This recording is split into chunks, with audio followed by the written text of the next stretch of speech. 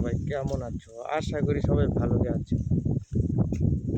আমার এই সুন্দর সুন্দর ভিডিওগুলো দেখতে এবং কিছু পরামর্শ জানতে আমার ইউটিউব চ্যানেলটি আপনারা অবশ্যই সাবস্ক্রাইব করে নেবেন এবং আমাকে অনেক অনেক ভালোবাসা দিবেন।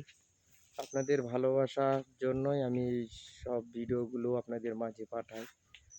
আমার ইউটিউব চ্যানেল দেখতে অবশ্যই লিলমন কুমার নামে সার্চ দিবেন, অবশ্যই আমাকে পাবে।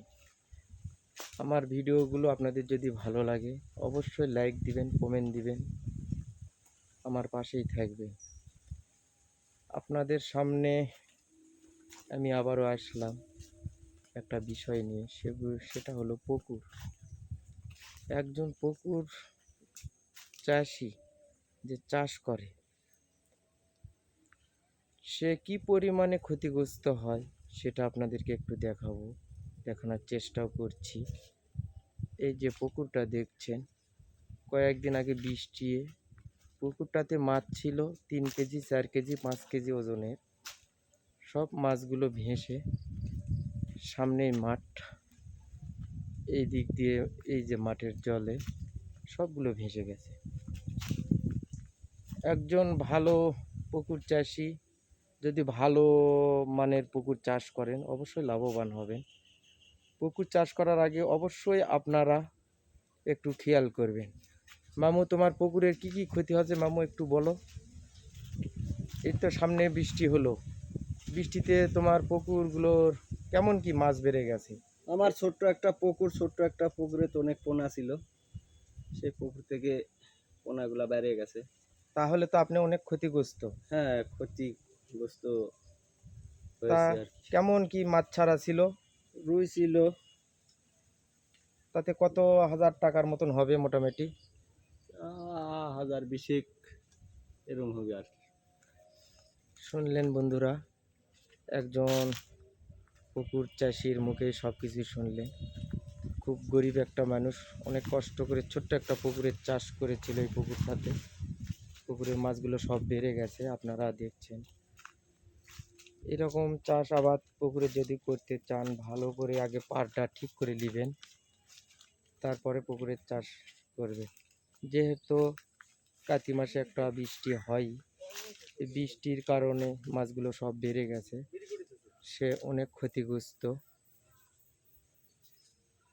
তে আপনারা যদি ভালো মানের পুকুর চাষ করেন তাহলে অবশ্যই পুকুরের দিকে আপনাদের খেয়াল করতে হবে, ভালোভাবে দেখতে হবে, পরিচর্যা করতে হবে।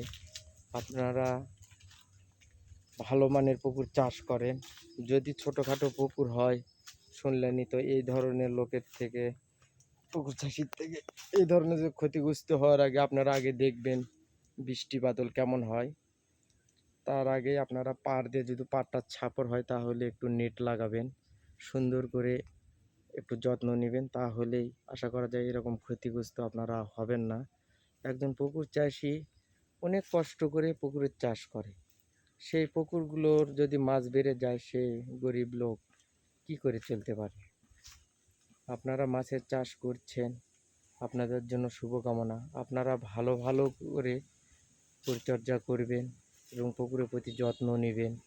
এবং আমার এই ইউটিউব চ্যানেল থেকে আপনাদেরকে সবাইকে ভালো পরামর্শ দেওয়ার চেষ্টা করি। আপনারা আমার ইউটিউব চ্যানেলটা দেখছেন, আমি অনেক খুশি। আমার চ্যানেলটির পাশে আছেন আপনারা, আপনাদেরকে অনেক অনেক ধন্যবাদ। অবশ্যই সব মাছ চাষি ভাইদের জন্য আমার শুভকামনা, ভালোবাসা। আপনারা ভালো থাকবেন। যদিও আপনাদের ক্ষতি হয়ে যায় এই ধরনের পুকুরে এই মাছ বেড়ে যেয়ে, তাহলে আপনারা অবশ্যই ভালো যত্ন নেবেন পুকুরের পাড়ে। আর আপনারা হতাশ হবেন না, একবার না পারলে বারবার চেষ্টা করুন, সমস্যা নেই। কেউ হতাশ হবেন না, কেননা মাছে ভাতে আমরা বাঙালি, আমরা চেষ্টা করি বারবার যেন ভালো কিছু করতে পারি। বারবার চেষ্টা করেন, সফলতা আসবেই। আপনারা সবাই ভালো থাকবেন, সুস্থ থাকবেন এবং আমার এই চ্যালেঞ্জটি দেখার জন্য আপনাদেরকে অনেক অনেক ধন্যবাদ, অনেক অনেক শুভকামনা। আবারও নতুন ভিডিও পেতে আপনারা আমাকে ভালো ভালো লাইক কমেন্ট করেন। আপনাদের মাঝে আমি আবারও আসবো নতুন কোনো একটা ভিডিও নিয়ে। সবার জন্য শুভকামনা।